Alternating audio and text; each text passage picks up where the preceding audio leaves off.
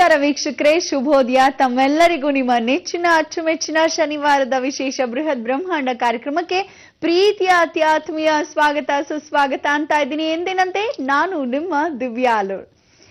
ಉತ್ತಮ ರೀತಿಯ ಬಾಳ್ವೆಯಿಂದ ಅಷ್ಟೇ ದೇವರನ್ನ ತಲುಪೋದಕ್ಕೆ ಸಾಧ್ಯವಾಗೋದಿಲ್ಲ, ಬದಲಿಗೆ ಅದರ ಜೊತೆಗೆ ಪರಿಶುದ್ಧ ಭಕ್ತಿ ಅತಿ ಮುಖ್ಯ ಅಂತ ರಾಮಕೃಷ್ಣ ಪರಮಹಂಸರು ಹೇಳಿದಂತಹ ನುಡಿಮುತ್ತಿನೊಂದಿಗೆ ಕಾರ್ಯಕ್ರಮವನ್ನ ಪ್ರಾರಂಭಿಸೋಣ.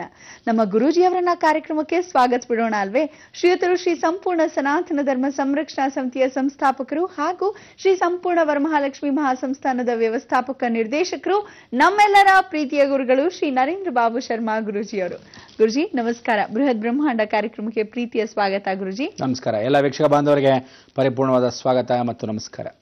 ಗುರುಜಿ, ಇವತ್ತು ಶನಿವಾರ ಆಗಿರೋದ್ರಿಂದ ಸ್ವಲ್ಪ ಶನಿ ಪ್ರಭಾವದ ಕುರಿತು ತಿಳಿಸ್ಕೊಟ್ಟೇ ಕೊಡ್ತೀರಾ ಅಂತ ಗೊತ್ತು. ಜೊತೆಗೆ ನಿನ್ನೆನೆ ಹೇಳ್ಬಿಟ್ಟಿದ್ರಿ ನಮ್ಗೆ ರಾಹು ಕೇತುಗಳ ಕುರಿತು ಸ್ವಲ್ಪ ಮಾಹಿತಿ ನೀಡ್ಲಿದ್ದೀನಿ ಅಂತ. ಏನ್ ಹೇಳ್ತಾ ಇದ್ದೀರಾ? ದೈವಾನುಗ್ರಹ ಭಕ್ತ ಪ್ರಿಯರೇ, ಎಲ್ಲ ವೀಕ್ಷಕ ಬಾಂಧವರೇ, ಪರಿಪೂರ್ಣವಾದ ಸ್ವಾಗತ ನಿಮ್ಮೆಲ್ಲರ ಈ ಒಂದು ಬ್ರಹ್ಮಾಂಡ ಲೋಕಕ್ಕೆ. ಇವತ್ತಿನ ದಿವಸ ರಾಹುಕೇತುಗಳ ಜನನ ಶನಿವಾರ, ಶನಿ ಪ್ರಭಾವದಂದು ವಿಶೇಷವಾಗಿರ್ತಕ್ಕಂಥ ಒಂದು ಮಾಹಿತಿ. ಜಗತ್ತಲ್ಲಿ ಯಾರೂ ಎಲ್ಲಿ ಯಾವ ಮಾತಿದ್ದೆಲ್ಲೋ ವಿಶೇಷವಾಗಿ ತೋರಿಸದೇ ಇರತಕ್ಕಂಥ ವಿಚಾರಗಳನ್ನು ನಿಮಗೆಲ್ಲರಿಗೂ ತೋರಿಸಿ, ವಿಶೇಷವಾಗಿ ಆ ಸಂದರ್ಭದಲ್ಲಿ ಯಾವುದನ್ನಾದರೂ ಕುರುಹು ಅಂದರೆ ಯಾವುದಾದ್ರೂ ವಿಶೇಷವಾಗಿರ್ತಕ್ಕಂಥ ಪ್ರತಿಯೊಬ್ಬ ಮನುಷ್ಯನಿಗೆ ಅನುಮಾನ ಅನ್ನೋದಿರುತ್ತೆ. ಅನುಮಾನ ಅನ್ನೋದು ಕೇತು, ರಾಹು ಅನ್ನೋದು ಕಳ್ಳ. ವಿಶೇಷವಾಗಿ ಕುಜ ಅಂದರೆ ಅವನ ಹಿಡಿಯವನು ಅಂತ. ಹಿಡಿಯವನು ಯಾರೋ ಪೊಲೀಸ್ ಆಗಿರ್ಬೋದು, ಎಷ್ಟೋ ವಿಶೇಷವಾಗಿ CID ಆಫೀಸರ್ ಆಗಿರ್ಬೋದು, ಯಾವುದೇ ಒಂದು ಕಳ್ತನನ ಪರಿವರ್ತನೆ ಮಾಡ್ತಕ್ಕಂಥವನಾಗ್ಬೋದು.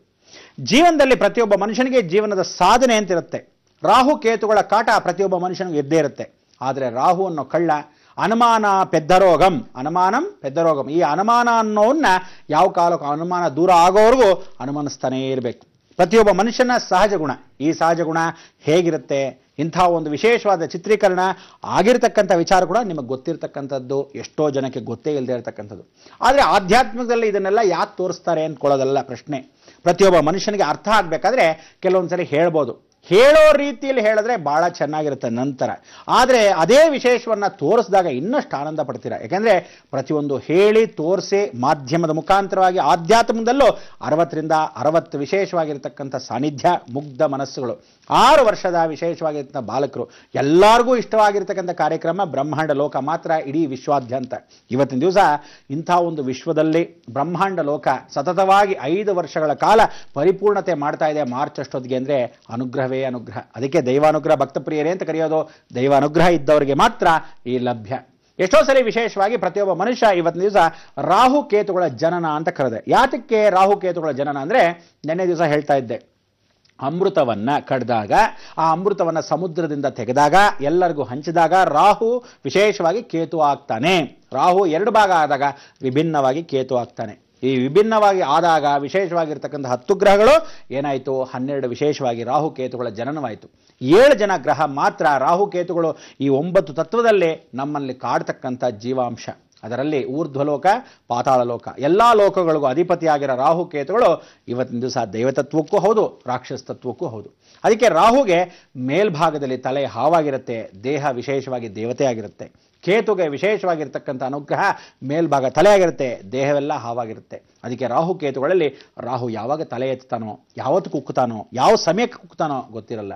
ಕೇತು ಬಾಲ ಆಡಿಸ್ತಾ ಇರ್ತಾನೆ, ತೋರಿಸ್ತಾ ಇರ್ತಾನೆ, ಬಿಸ್ಕೆಟ್ ಹಾಕ್ತಾ ಇರ್ತಾನೆ, ಈಗೋ ಈಗೋ ಅಂತ ಎಳ್ಕೊಂಡು ಹೋಗ್ತಾನೇ ಇರ್ತಾನೆ. ಅದಕ್ಕೆ ಆ ಬಾಲದಲ್ಲಿ ಆಡಿಸ್ತಾ ಇರತಕ್ಕಂಥ ಸರಸ ಸಲ್ಲಾಪವನ್ನು ಮಾಡ್ತಕ್ಕಂಥ ಈ ಕುಜ ರಾಹು ಸಂಧಿ, ರಾಹು ಬೃಹಸ್ಪತಿ ಸಂಧಿ, ರಾಹು ಕೇತುಗಳ ಕಾಟ ಶನಿ ದಶೆಯ ಸಮಯದಲ್ಲಿ. ಶನಿಯಿಂದ ತಪ್ಪಿಸ್ಕೊಳ್ಳೋಕ್ಕೆ ಬಹಳಷ್ಟು ಜನ ಪ್ರಯತ್ನ ಪಡ್ತಾರೆ. ಶನಿ, ರಾಹು, ಕೇತು, ಕುಜ ಇಡೀ ಜೀವಮಾನದಲ್ಲಿ 9 ಗ್ರಹಗಳನ್ನು ನಡೆದಾಡಿಸಿ ಯಾವ ಕಾಲಕ್ಕೂ ಎಲ್ಲರನ್ನೂ ಸರಿ ತಿದ್ದುಪಡಿಸೋಕ್ಕೋಸ್ಕರ ಸ್ಟ್ರಿಕ್ಟ್ ಆಫೀಸರ್ಸ್ ಆಗಿರ್ತಕ್ಕಂಥ ಇವರೆಲ್ಲ ಶನಿ ಪ್ರಭಾವದಲ್ಲಿ, ಶನಿ ಕೈ ಕೆಳಗಿರ್ತಾರೆ. ಶನೇಶ್ವರನು ಮಹಾವಿಷ್ಣು ಮಾಯೆಯಲ್ಲಿ ಇವರೆಲ್ಲ ತೊಡಗಿರ್ತಾರೆ. ನಿಜವಾಗ್ಲೂ ಪ್ರತಿಯೊಂದು ಕಾರಣ ಜನ್ಮವಾಗಿರ್ತಕ್ಕಂಥ ಕೃಷ್ಣ ಪರಮಾತ್ಮ ಇದನ್ನೆಲ್ಲ ಆಡಿಸ್ತಕ್ಕಂಥ ಲೀಲೆಗಳು ನಾವೆಲ್ಲ ಆಡಿಸ್ತಕ್ಕಂಥವ್ರು. ವಿಶೇಷವಾಗಿ ಆ ಸೂತ್ರಧಾರ, ಪಾತ್ರಧಾರಿಗಳು ನಾವು ಭಗವಂತ ನಿಷ್ಠೆಯಲ್ಲಿ ಯಾವತ್ತಿದ್ರೂ ಜೀವಂತವಾಗಿ ಆಡ್ತಾನೇ ಇರಬೇಕು, ಯಾವತ್ತವರೆಗೂ ಅವನು ನಿಲ್ಲಿಸೋವರೆಗೂ. ಕೀ ಕೊಡ್ತಾನೆ, ಆಡ್ತಾ ಇರ್ತೀವಿ ಬೊಂಬೆಗಳ ಥರ.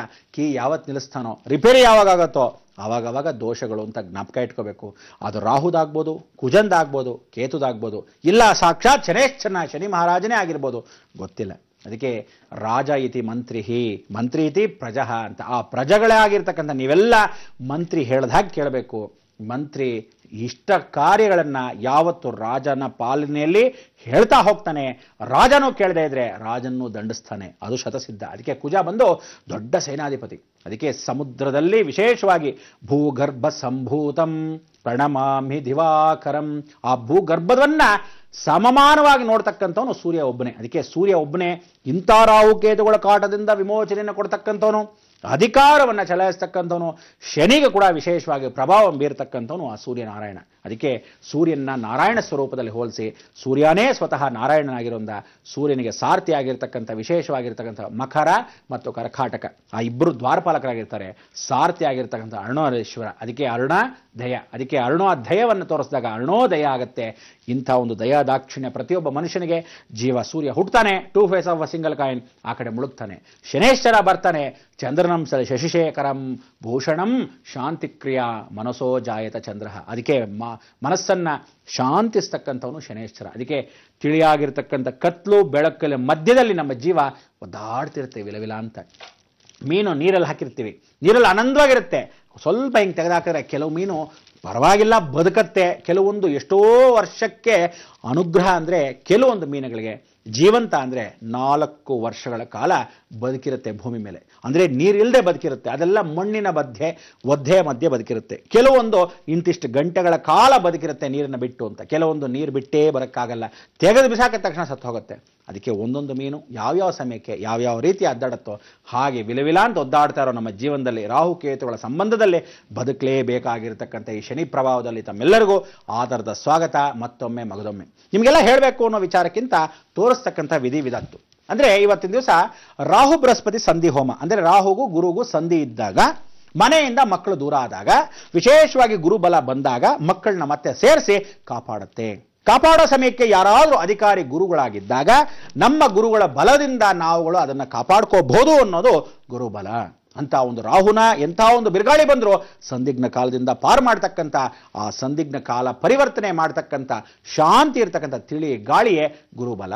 ಅದಾದ್ಮೇಲೆ ರಾಹು ಕುಜ ರಾಹು ಸಂಧಿ ಅಂತ ಇಟ್ಕೊಳ್ತೀವಿ. ಕುಜನಿಗೂ ರಾಹುಗೆ ಅಂದರೆ ಕಳ್ಳ ಪೊಲೀಸ್ ಆಟ. ಕಳ್ಳ ಪೊಲೀಸ್ ಆಟದಲ್ಲಿ ಇವತ್ತಿನ ದಿವಸ ರಾಹು ಓಡ್ತಾ ಇರ್ತಾನೆ, ಕೇತು ಅಟ್ಟಿಸ್ಕೊಂಡು ಹೋಗ್ತಾ ಇರ್ತಾನೆ. ಇಲ್ಲ ಕೆಲವೊಂದು ಸಮಯದಲ್ಲಿ ಕೇತುನ ವಿಶೇಷವಾಗಿರ್ತಕ್ಕಂಥ ರಾಹು ಜೊತೆನೇ ಸೇರ್ಬಿಟ್ಟಾಗ ಆ ಕುಜನ ಗತಿ ಏನು, ಕೊಲೆನೇ ಮಾಡಿಬಿಡ್ತಾರೆ. ಅಂದರೆ ಎಷ್ಟೋ ಜನ ದರೋಡೆಕೋರರು ದೊಡ್ಡ ಡಾನ್ಗಳಾಗಿ ಪೊಲೀಸ್ಗಳನ್ನೇ ಮುಗಿಸ್ತಕ್ಕಂಥ ವಿಚಾರಗಳು ನಡೆಯುತ್ತೆ. ಅದಕ್ಕೆ ಹೇಳೋದು ಜೀವನ ಅನ್ನೋದು ಈ ಕುಜ ರಾಹು ಕೇತುಗಳ ಮಧ್ಯದಲ್ಲಿ ಶನೇಶ್ವರನ ಪ್ರಭಾವದಲ್ಲಿ ಪ್ರತಿಯೊಬ್ಬರ ಮನುಷ್ಯ ಜೀವನ. ನಿಮಗೆ 2 ದೃಶ್ಯಗಳನ್ನು ತೋರಿಸ್ತೀನಿ. ದೃಶ್ಯಗಳನ್ನು ನೋಡ್ತಾ ಇದ್ದಾಗ ಏನೋ ಚಿತ್ರ ಅನ್ಕೊಂಡ್ಬಿಟ್ಟು ಲಕ್ಷಣ ಕುಕ್ಕುರ್ಸ್ಕೊಳ್ತಕ್ಕಂಥ ವಿಚಾರ ಅಲ್ಲ, ಗಮನ ಇಟ್ಟು ನೋಡಬೇಕು, ವಿಶೇಷವಾಗಿ ಅರ್ಥ ಮಾಡ್ಕೋಬೇಕು ಮನುಷ್ಯ ಜೀವನದಲ್ಲೂ ಹೀಗೆ ಇರುತ್ತೆ ಅಂತ. ಅದೇನು ಎತ್ತ ಅಂತ ತಿಳಿಸ್ಕೊಡಕ್ಕೆ ನೀವು ನೋಡಿ ಕಾಯ್ತಾ ಇರಬೇಕು, ಅದನ್ನು ನೋಡಿ ಆನಂದಿಸ್ಬೇಕು. ಯಾಕೆಂದ್ರೆ ಚಿತ್ರಗಳು ಸಾಧಾರಣವಾಗಿ ಯಾರೋ ತಗೋತಾರೆ ಅಂತಲ್ಲ, ಮಾಡೋದು ನಿಜ, ಮಾಡಿದಾಗ ಅದನ್ನು ತೋರಿಸೋ ಪ್ರತಿಫಲ ಆರಿಸ್ಕೊಂಡು ತೋರಿಸೋದೇ ಗುರುಬಲ. ಅದಕ್ಕೆ ನಾನು ಪರಿಪೂರ್ಣವಾಗಿ ನಿಮ್ಮೆಲ್ಲರಿಗೂ ತೋರಿಸ್ತಕ್ಕಂಥ ಅವಕಾಶವನ್ನು ಇದ್ದಾಗ ಉಪಯೋಗಿಸ್ಕೊಂಡು ನೀವು ನೋಡಿದಾಗ, ನೀವು ಆನಂದ ಪಟ್ಟಾಗ ಅದು ನಿಜವಾದ ಸಾರ್ಥಕತೆ, ಬ್ರಹ್ಮಾಂಡ ಲೋಕದ ವಿಶೇಷ. ಏನಂತೀರಾ? ಯಾವುದೋ ಭಾವನೆಯಲ್ಲಿ ಯಾವುದೋ ವಿಶೇಷವನ್ನ ಯಾವುದೋ ರೀತಿಯಲ್ಲಿ ನೋಡಿದ್ರೆ ಪ್ರಯೋಜನವಿಲ್ಲ. ಇದೇ ಮಾನವ ಧರ್ಮ ಅಂತ. ಧರ್ಮೋ ರಕ್ಷತಿ ರಕ್ಷಿತ. ಕೂತ್ಕೊಂಡಿರಿ, ಈಗ ಬಂದೆ, ಏನ್ ತೋರಿಸ್ತೀನಿ, ಹೇಗೆ ತೋರಿಸ್ತೀನಿ ಅನ್ನೋದು ನೀವು ನೋಡ್ತಾ ಇರಬೇಕು. ಆಟ ಆಡ್ತಾ ಇರೋ ಮಕ್ಕಳಿಂದ ಹಿಡಿದು ವಯಸ್ಸಾದ ತಾತನವರೆಗೂ ಎಲ್ಲರೂ ನೋಡ್ತಕ್ಕಂಥ ಏಕೈಕ ಶನಿವಾರದಂದು ಹಾಫ್ ಡೇ ರಜಾ ಹಾಕಿದ್ರು ಪರವಾಗಿಲ್ಲ, ನೋಡ್ತಾ ಕೂತ್ಕೊಳ್ಳಿ, ಆನಂದ ಪಡಿ, ಕಾಯ್ತಾರಿ ಬಂದೆ.